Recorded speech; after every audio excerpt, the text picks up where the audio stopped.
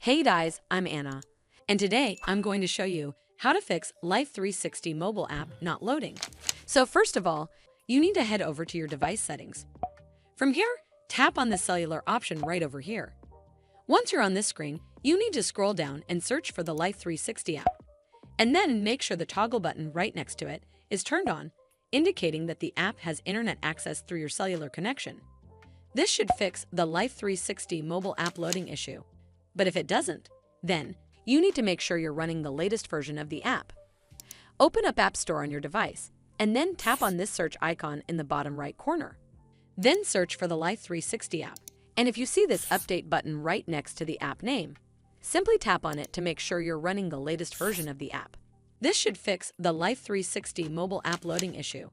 But if it doesn't, then you need to clear App Cache. Go to your device settings and then scroll all the way down to General and tap on it. Then tap on iPhone Storage. From here, search for the Life360 app and then tap on it. Once you're on this screen, you need to tap on Offload App. Tap again to confirm.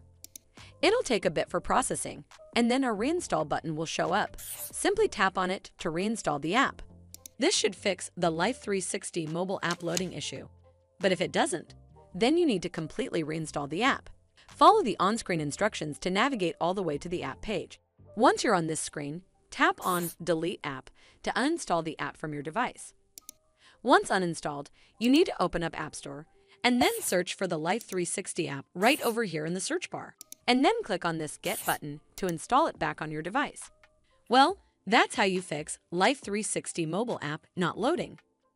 I hope you found this video helpful, and if you did, make sure you give it a thumbs up to see more videos like this, and don't forget to hit that subscribe button. We'll see you in the next one.